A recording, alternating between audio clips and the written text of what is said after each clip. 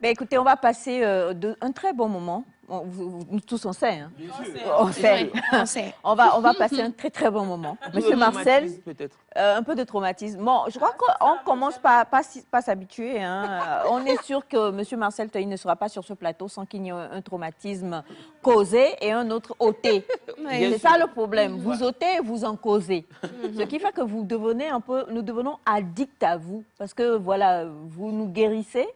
Mais en même temps, vous créez une autre soif qui fait qu'on a encore envie toujours que vous soyez là. Déjà, Monsieur Marcel, bonjour, bonne arrivée. Oui, bonjour. Comment vous allez? Très bien.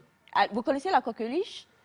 Oui, j'en ai entendu parler. Est-ce que vous connaissez la chanson de Sandra? Non. Ah, Artiste. vas-y, chante fort. Mesdames, mesdemoiselles et messieurs, voici pour nous l'artiste Sandra et sa prestation.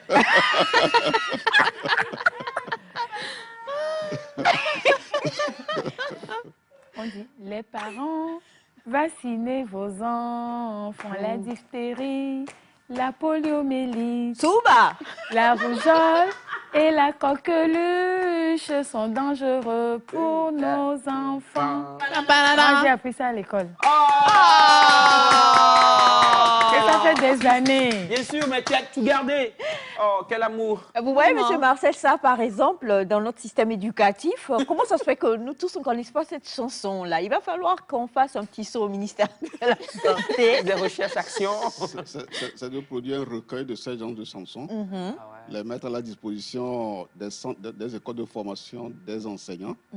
Et ceux qui sont recrutés sont passés par l'école de formation que lors des formations continues. Voilà, parce qu'il y a la formation initiale et la formation continue, qu'on puisse les initier pour qu'ils en fassent une exploitation et pouvoir sensibiliser les élèves pour qu'ils comprennent pourquoi c'est important de se faire vacciner pour éviter toute maladie. Et je me souviens, l'une de nos émissions qu'on a eues avec vous, vous nous avez enseigné les différentes voies, les différentes manières pour enseigner quelque chose à un enfant. Et vous nous aviez parlé aussi de la musique, du fait qu'on pouvait apprendre par la chanson. L'exploitation pédagogique d'une musique, d'un feuilleton. Oui, oui, bien sûr. Ah ben voilà. Oui. Donc, tu vois, toi, tu viens de tenir un bon filon. Tu ne seras jamais au chômage. Donc, vous voyez, ça là, c'est une façon de motiver les élèves à s'accrocher au cours qu'on veut leur donner. Supposons qu'on veut faire un cours sur la coqueluche, effectivement, mais l'enseignant commence par cette chanson-là qu'il apprend aux enfants. Les enfants vont aimer et dire, bon, voilà, quel mot vous avez entendu qui revient dans la chanson, coqueluche. Alors, qui en a entendu une fois parler, levez le pied, va voir. Et ça permet de tester le niveau de connaissance des enfants. Vous voyez? Donc, c'est l'élément déclencheur en réalité. Pour un bon enseignant, doit avoir toutes les stratégies pour captiver l'élève. Voilà. Parce qu'il y a ce qu'on dit que le bon enseignant, c'est celui qui sait intéresser l'élève à sa matière et se rendre intéressant. Ah, et se rendre en tant qu'enseignant. Oui, se rendre intéressant, c'est en chantant, par exemple. Mais quel enfant ne veut pas chanter? Tu te rends intéressant. Et en te rendant intéressant, tu intéresses finalement l'élève à ce que tu veux lui transmettre comme connaissance. Donc, c'est à toi de savoir ce qui intéresse les élèves. Tu passes par là pour lui faire asseoir la connaissance que tu veux lui transmettre. Chers amis téléspectateurs, souffrez que nous continuions cette interview en chantant. Monsieur Marcel. Monsieur Marcel. Oui, c'est vous, l'artiste. La semaine dernière, nous avons parlé des activités de vacances utiles. Vous êtes intéressant. Vous rendez intéressant à mes yeux. Non mais allez. Alors, on a compris avec vous la fois dernière que vacances, ce n'est pas farniente, comme on a l'habitude de le dire. Les vacances, il y a du repos, mais il y a vraiment beaucoup de choses pour pouvoir rendre cela productif. On a même compris qu'il faut, au niveau du corps enseignant, enfin, voilà, une assise ou en tout cas vraiment... Une rencontre de revisitation de leurs performances, de leurs résultats. Et à partir de là, le personnel d'encadrement va renforcer leurs capacités pour qu'ils amènent les élèves à avoir de très bonnes moyennes, à être excellents dans les matières qu'ils dispensent. Exact. Maintenant, il y a le côté parent. Vous nous avez dit que même les parents doivent être préparés aux vacances. Oui, oui, bien sûr. Préparer aux vacances, c'est quoi? C'est que c'est au cours de l'année scolaire, si tu as institué, par exemple, la pédagogie familiale, c'est-à-dire un espace d'échange entre toi et l'enfant pour lui dire ce qu'il a envie de faire, etc., etc., eh bien, tu retiens en commun accord avec lui les activités qu'il veut faire pendant les vacances. Ah. C'est une question d'échange pour planifier. Ce n'est pas les vacances vont finir, c'est après ça que c'est à la fin de l'année scolaire que vous allez vous asseoir pour dire non. Parce que si ça nécessite par exemple des négociations, par exemple avec des parents pour que ton enfant aille en vacances. Si ça nécessite par exemple des ressources financières pour inscrire ton enfant à Isla pour apprendre l'anglais, comme la femme que vous avez ici là. Oui. Mais si tu n'avais pas planifié, il faut planifier. Il faut mobiliser les ressources à cette fin-là. Donc c'est pour ça qu'il faut renforcer les capacités des enseignants sur l'importance de budgétiser pour les activités éducatives d'un enfant. On ne se lève pas pour faire ça. On ne se lève pas pour faire ça. Voilà. Donc, vous voyez, le parent doit connaître ces catégories d'activités, n'est-ce pas? D'abord, quand il les connaît, il discute avec l'enfant et il retient une ou deux activités selon que les activités de loisirs, une ou deux selon que c'est les activités intellectuelles, une ou deux selon que c'est les activités de préparation à la rentrée, une ou deux selon que les activités de découverte et d'orientation scolaire, une ou deux selon que c'est les activités de mobilisation des ressources financières, une ou deux selon que c'est une activité sportive, une ou deux selon que c'est une activité de contribution citoyenne dans le milieu où tu es. Parce que dans le milieu, eh bien, il faut que tu rentres dans les associations qui mènent des activités citoyennes. Voilà, pour ramasser par exemple les ordures, pour nettoyer le quartier, pour sensibiliser, pour faire le porte-à-porte et sensibiliser par exemple les ménages, de ne pas jeter les ordures n'importe comment parce que cela va compromettre vraiment notre santé au niveau, etc. C'est une action citoyenne. Donc ça fait partie aussi d'une autre catégorie d'activités. Monsieur Marcel, lors de votre dernier passage, vous avez créé du remous au niveau des téléspectateurs. Et aujourd'hui, vraiment, je veux vous poser les questions des téléspectateurs. Allons-y. Première question. Ouais. Il y a certains messages qui sont venus pour dire que ça, c'est vraiment le haut niveau de la compréhension de vacances. Pour la maman qui va bouillir et qui a besoin de rentabiliser et qui achète des papiers mouchoirs et de petites choses pour mettre sur la tête de son enfant qu'on peut retrouver au feu rouge en train de vendre. Est-ce que c'est une bonne manière ou pas? C'est une bonne manière parce que tu apprends à l'enfant à chercher de l'argent. Ça, c'est un. Mais au même moment, tu dois mettre les garde-fous pour que dans cette activité, l'enfant ne soit pas exposé au danger de la route. Puisque c'est au bord de la route qu'il va vendre. Oui, mais c'est là-bas qu'il peut Puisque trouver si c'est une fille, un violeur peut lui demander de venir dans sa maison. Si il n'y a personne, la personne peut être tentée de violer si c'est une fille, par exemple. Vous voyez, il y a du danger. C'est pour ça que, normalement, le travail, il faut canaliser l'enfant, il faut lui donner des consignes claires à ne pas, disons, enfreindre, quoi. Et donc, faire en sorte que qu'il aille 2 à 2. Voilà, s'il y a une autre, vous allez 2 à 2. Et là, mais vous ne rentrez pas dans les maisons, à moins que c'est pendant le jour et qu'il y a beaucoup de personnes dans la maison. Parce que les guet-apens, eh bien, pour les enfants, surtout les filles, eh bien, c'est partout. Et l'enfant peut rencontrer une difficulté et être, disons, subir une violence.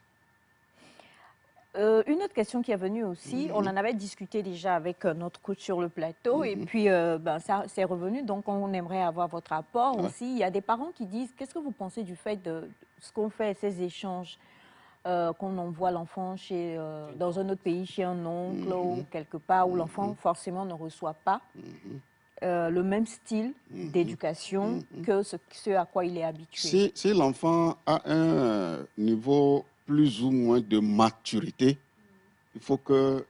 À partir de quel âge on peut faire ce genre de... Même déjà à partir de CP2, hein. Si donc l'enfant... 5 ans. Oui, 5 ans.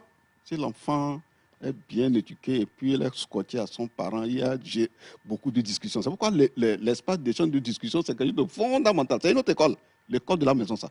Vous voyez, c'est là-bas où l'enfant reçoit les consignes claires et vient te rendre compte à chaque fois. Si ce réflexe ou cette culture de redevabilité parentale. Donc, de compte rendu aux parents et de mise dans le reflet de l'enfant, je t'assure, il peut aller rencontrer n'importe quoi, il viendra te rendre compte. Parce qu'il sait que c'est en toi qu'il a confiance, il sait que c'est toi qui es le confident principal et que c'est toi qui cherches ton bien. Et donc, tu peux l'envoyer n'importe où. Hein. L'essentiel, c'est que le contact soit maintenu. Tu vois, non? Il faut que le contact soit maintenu. Même s'il est dans un autre pays, il faut que le contact soit maintenu. C'est-à-dire que, quel que soit ce qu'il rencontre, ce qu'on lui dira, il t'envoie un SMS, et vous êtes connectés, vous échangez. Et de loin, tu l'orientes. Ah, si on te dit ceci, non, va faire comme ça. Fais comme ça. Parce que l'éducation de l'enfant ne s'arrête pas quand l'enfant est détaché du parent ou qu'il se retrouve ailleurs. Vous voyez? Oui. L'essentiel, il faut que le cordon ombilical qui existe entre l'enfant et son parent, quelle que soit la distance, eh bien, que ça soit maintenu. Donc, tu dois veiller à ce que cette distance-là soit, ce contact-là soit maintenu. Toujours dans le même élan, vous avez aussi reçu un message d'un téléspectateur, je crois que beaucoup vivent ça, qui dit que à chaque fois, pendant les vacances, les enfants vont chez les grands-parents. Et ils sont spoiled, ils sont gâtés, pourris, gâtés là-bas. Et quand ils reviennent, c'est tout un autre travail. Alors que la plus grande confiance des parents, c'est justement mes parents, en fait. Les grands-parents. Là, on sait quand même qu'on ne craint pas grand-chose en général. Alors, on fait quoi? Est-ce qu'il faut taper du poing sur la table au niveau des grands-parents? Non. Il ne faut pas taper du poing. Il faut utiliser une méthode d'échange et de discussion avec l'enfant et l'avertir de l'environnement dans lequel il va se retrouver. Tu vas te retrouver chez tes parents. Tu sais que chez les grands-parents plutôt, tu sais que chez les grands-parents, voilà le profil des grands-parents. Voilà ce que les grands-parents aiment faire au tout petit, etc. Voilà. Il y a des choses, il faut savoir gérer. Quand il te dit de faire ceci et cela, il ne faut pas que tu tombes dans l'addiction à la facilité. Par exemple, ne tombe pas dans l'addiction. Tu te lèves, ils ne veulent même pas que tu touches à quoi que ce soit, etc. Est-ce que l'enfant va comprendre ça? Parce que nous tous, on cherche la facilité. C'est pour ça que je reviens encore pour dire ce que j'avais dit. Il faut très tôt instituer un espace d'échange et de discussion avec l'enfant à la maison. C'est fondamental. Si ce n'est pas fait, mais tu vas le dire, l'enfant, ça rentre dans cette oreille, ça passe par là. Vous voyez? Mais si tu institues cela, je vous dis que ça marche. Monsieur, si par exemple l'enfant va, comme on le dit là, et de l'autre côté, l'enfant, il y a plus de rigueur, c'est-à-dire qu'on le tape. Et, or, vous ne tapez pas. Le parent, en envoyant l'enfant là-bas, connaît le type d'éducation que ceux-là donnent. Mais si ils exercent la violence sur les enfants, soit tu choisis d'avertir les parents que moi, dans mon éducation, ne le touchez pas. S'il y a quelque chose, dites-moi. Ça, c'est un. Maintenant, si tu ne l'avertis pas, ce n'est pas la peine d'envoyer l'enfant là-bas. Ah bon? Oui. Ce n'est pas la peine d'envoyer. Je suis d'accord. Ok. Ouais. D'accord. Donc, ta mission d'éducation est continuelle. Oui, elle est continuelle et tu dois veiller à ce que les valeurs positives que tu veux faire asseoir dans l'éducation de tes enfants, eh bien, que ces valeurs-là soient de rigueur, de mise. Alors, justement, M. Marcel, vous avez ce message qui dit « Moi, ma fille est partie chez ma mère et on lui a dit de puiser au puits. Elle a refusé et on l'a tapée. Et j'ai un souci avec ma maman. D'abord, l'enfant ne devait pas refuser. Le puits? Non, attends. Le puits. Si elle ne sait pas faire. Non, comment ça va faire? Oui, si elle ne sait pas faire, on va lui apprendre comment on fait. Non, Mais attends. attends, l'enfant dans les circonstances de la vie, l'enfant dans les circonstances de la vie aujourd'hui ou demain va se retrouver dans une situation où il doit utiliser le puits. Non. Oui. Non, c'est moi, il faut pas. Non, il faut pas écarter les hypothèses. Non, monsieur Marcel, un instant. Si vous me demandez d'aller puiser, et je dis non, vous me tapez sur le cou sans me demander le pourquoi. Oh non, non. Il y a des gens qui ont peur du vide. Parce que les gens vont penser que tu viens faire ce n'est pas parce que toi, tu le fais que moi, je n'ai pas peur du puits. Moi, je ne vois pas un grand-parent. Non, il y a des gens qui ont peur des petites choses, au fait. Un petit enfant juste parce que l'enfant dit non. Forcément, parce qu'on lui a dit, on lui a insisté, on a fait des démarches, il n'a pas accepté. Monsieur Marcel, allez-y. Monsieur Marcel, ok. Oui, c'est-à-dire que cet exemple montre que les parents qui se comportent comme ça ne savent pas comment on amène un enfant à faire ce que tu veux. Vous voyez? Et donc, il faut qu'ils aillent à l'école des parents. C'est à l'école des Les parents. grands-parents, là. Je te dis la vérité. À l'école des grands-parents. À l'école. À l'école, ils doivent aller Vous avez des à enfants l'école qui ont des des enfants. enfants. Moi, j'ai produit un module de formation, je peux partager ça avec vous. Bien sûr. Oui, Les adultes avec à joie. l'école des enfants. Les adultes à l'école À des l'école enfants. des enfants. Et un autre module de formation, les adultes à l'école des adolescents.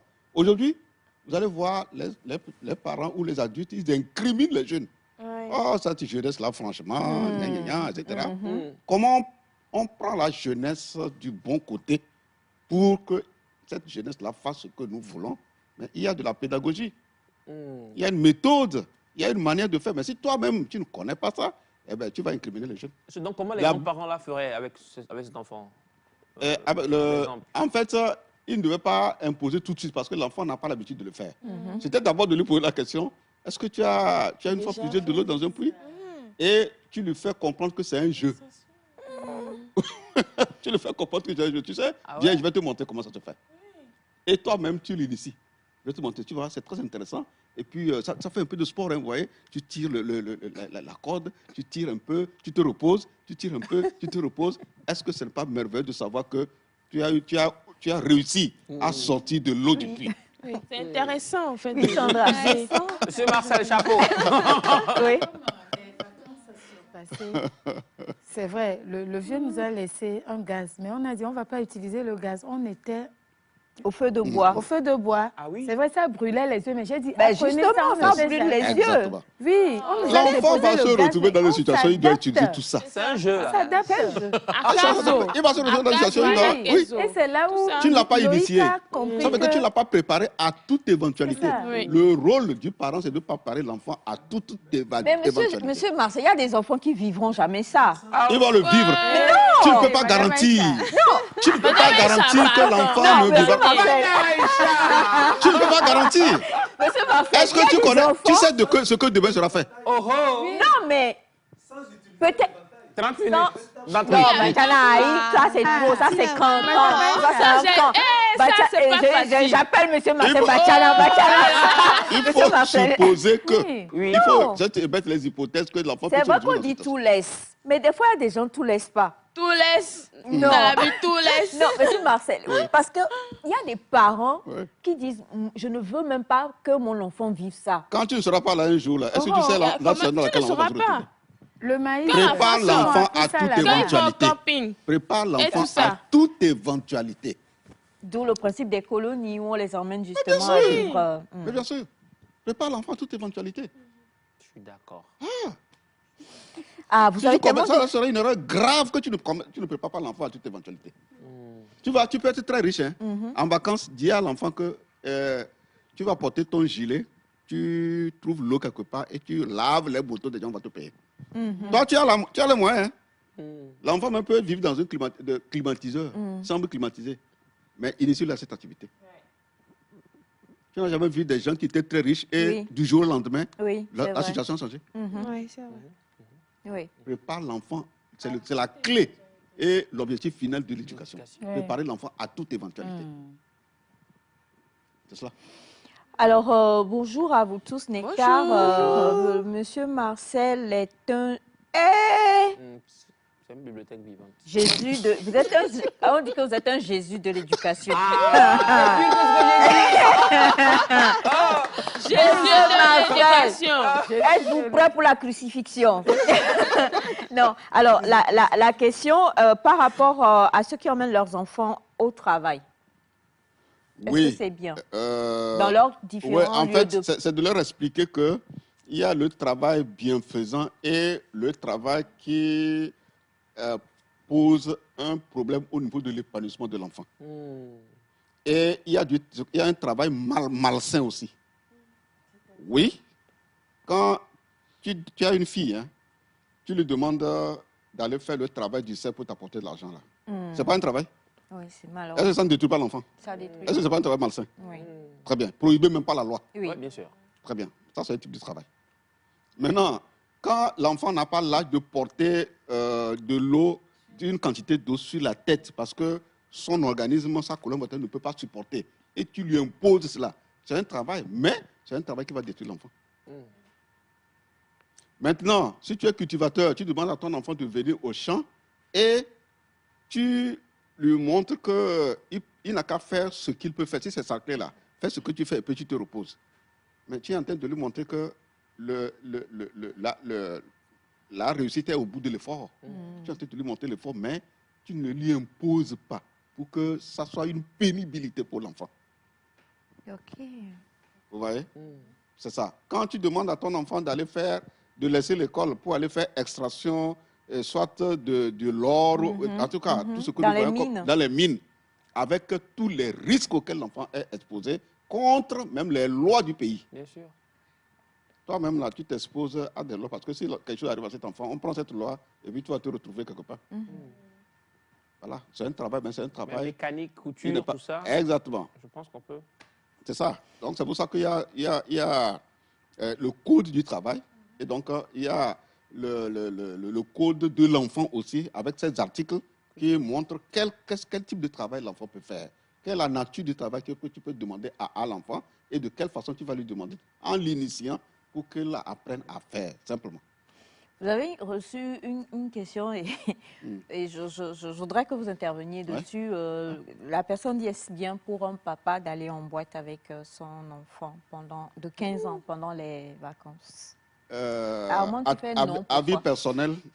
personnel, je ne le conseille pas d'initier son enfant à cette trajectoire-là parce que je ne vous dis pas ce qu'on voit dans les boîtes de nuit.